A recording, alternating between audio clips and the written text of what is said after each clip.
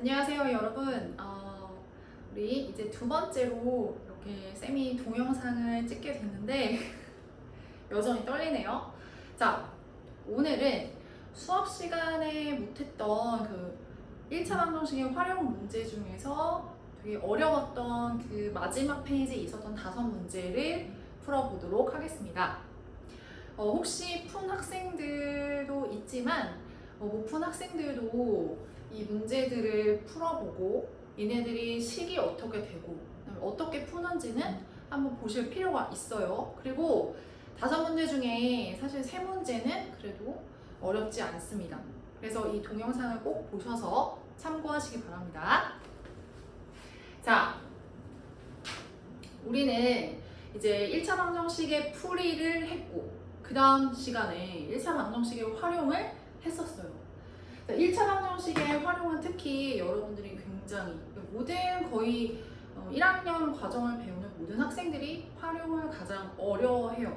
왜냐하면 얘는 문장제 문제로 되어 있기 때문에 이 문제를 해석을 하고 푸는 과정까지가 시간도 오래 걸리고 문제를 이해하는데도 굉장히 오래 걸리기 때문입니다. 자, 그러나 우리 이 코어 책에 그 유형별로 나와 있고 사실 그 문제들이 유형이 좀 정해져 있기 때문에 여러분들은 계속 반복해서 풀다 보면 반드시 꼭 여러분들 푸실 수 있을 겁니다.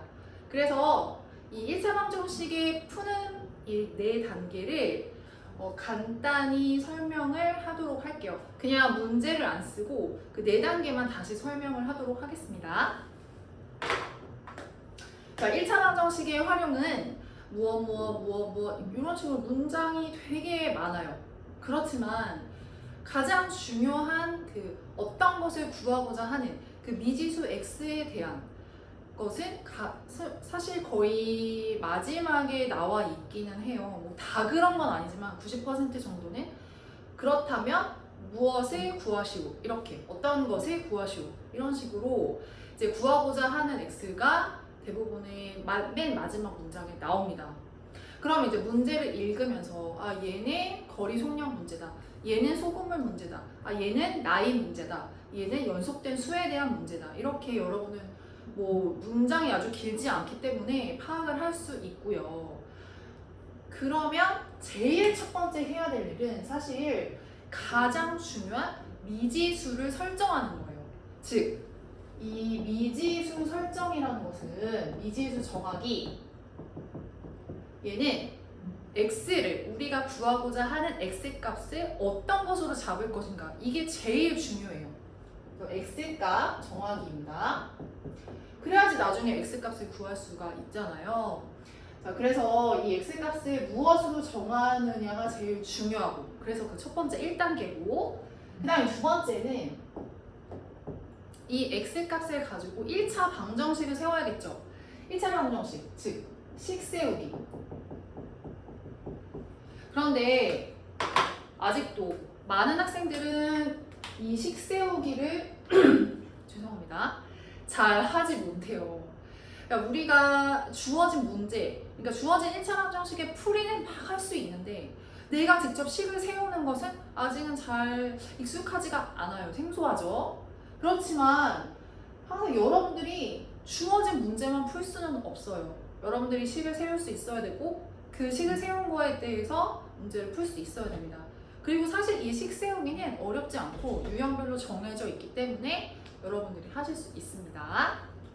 자, 그래서 이렇게 두 번째 단계에서 식을 세운 다음에 세 번째 해야 될 일은 당연히 방정식을 풀어야겠죠. 네, 그래서 방정식 풀기가 되겠습니다. 자, 이 과정을 거쳐서 이제 x 값이 나오게 돼요. 자, x는 뭐 x는 몇 원, x는 며칠 이렇게 나오게 되죠. 자, 그런 다음에 사실 이 4단계는 잘 안 하는 편이에요. 이 4단계는 x 값을 원래 식에다가 집어넣어서 그 x 값이 좌변하고 우변하고 맞아서 등식이 성립하는지 이제 그거를 보는 겁니다. 그러니까 얘는 검토 및 확인 과정이 있어요. 사실 이 과정을 해야 하지만 답을 구하고 나면 사실 다시 대입을 해서 이 답이 맞는지 확인하기가 시간이 부족하기 때문에 좀 귀찮아서 사실 빼먹는 경우도 있고 저도 그렇습니다.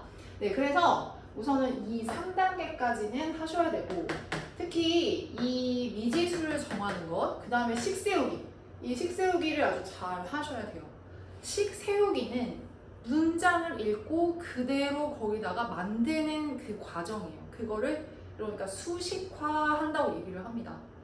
사실 이게 말에서 식으로 넘어가는 거야. 말에서 숫자로 넘어가고 말에서 문자로 넘어가는 게 어려운 과정이지만 그렇지만 그게 이제 중학교 1학년에 처음 나온 이제 수학의 어떤 과정이기도 합니다. 그래서 여러분들이 힘들겠지만 이 식 세우기를 계속 하셔야만 2학년 때 올라가서도 연립방정식을 잘 할 수가 있어요. 네. 자, 그러면 이제 얘를 지우고 이제 코어에 있는 문제를 풀도록 하겠습니다. 자, 이 문제는 자, 코어 160페이지에 22번이에요. 자, 22번. 자, 이 문제는 굉장히 여러분들이 그 최상위에서도 많이 본 문제고 이 문제는 이거예요. 그 1 문제라고 하죠. 1문제. A가 일 하는데 며칠이 걸리고 B는 이 일을 다 마치는데 며칠이 걸려. 그럼 A와 B가 같이 일하면 총 며칠 걸릴까요? 이 문제는 최상위 문제에서 나왔던 문제들이에요.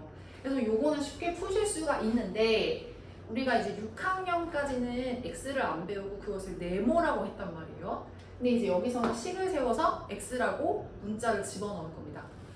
자, 문제는 A 호수를 채우는데 A 호수로 채우는데 가득 채우는데 4시간 걸려. 그 다음에 이 수조를 B 호수로 채우는데 가득 채우는데 6시간이 걸려요. 자, 그런데 C 호수로는 물을 빼내는데 물을 빼는데 총 가득 채웠다가 물을 다 빼내는데 12시간이 걸린대요. 자, 요거는 쉽게 할 수 있지만 얘가 조금 어렵죠? 그렇지만 자, 문제를 풀 수가 있고요. 자, 이제 여기까지는 됐어요. 그런데 A, B 둘 다 물을 넣음과 동시에 C 호수에서는 물을 빼낸대요. 이게 뭔가 감이 오죠? 물을 넣는다는 거는 플러스고 물을 빼낸다는 것은 그렇죠, 마이너스죠.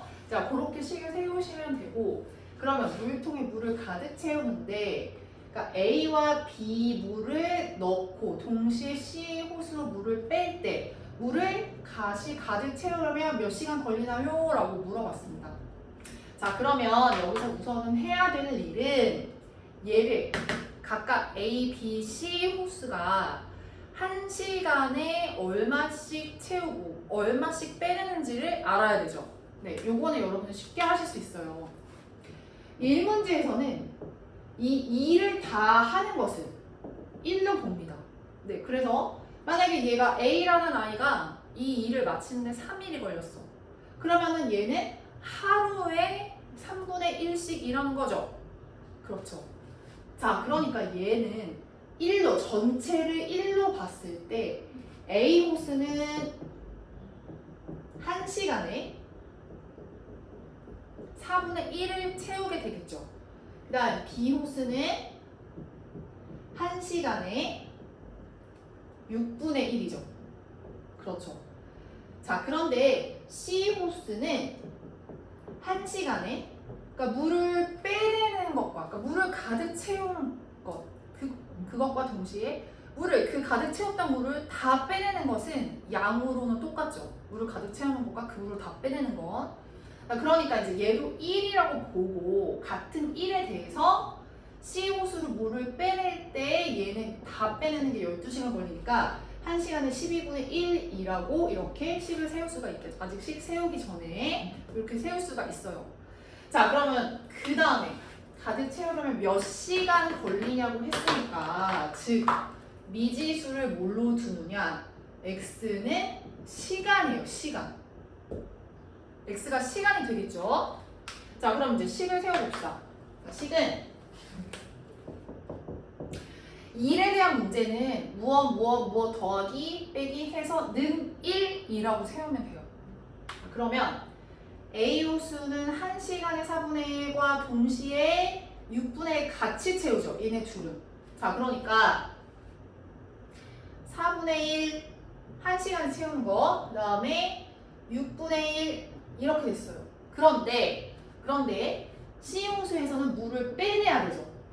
빼내는 거니까 당연히 줄어드니까 마이너스라고 두고요. 플러스가 아니라 마이너스로 두고 마이너스 12분의 1 한 다음에 얘가 1시간에 일하는 양이니까 그러면 몇 시간을 X시간 몇 시간을 일해야지 즉 몇 시간을 가득 채우고 빼낼 때 얘네들이 동시에 물이 채워지면서 조금씩 빼내는데 물이 채워지는 게 더 양이 많겠죠.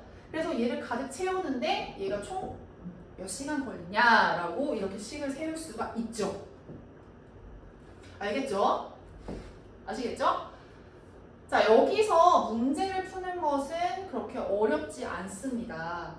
자, 이것은 등식의 성질에 의해서 양변에 4, 6, 12의 최소 공배수인 12를 곱해요. 자, 그러면 곱하기 12, 양변에 12를 곱하면 그 전에 통분하는 게 편해요. 네, 통분을 할게요. 자, 통분하면 12분의 3 더하기 12분의 2 빼기 12분의 1 곱하기 x는 1이죠. 그러면 얘는 12분의 5 빼기 12분의 1이니까 12분의 4 여서 3분의 1이고 즉 얘는 3분의 1x가 1이라는 아주 간단한 1차 방정식이 나오고 따라서 이때 x값은 3이 나옵니다. 즉 얘는 이 A, B, C 호수를 이용해서 이 물통에 물을 가득 채우는 데는 총 3시간이 걸린다는 얘기입니다. 아셨죠?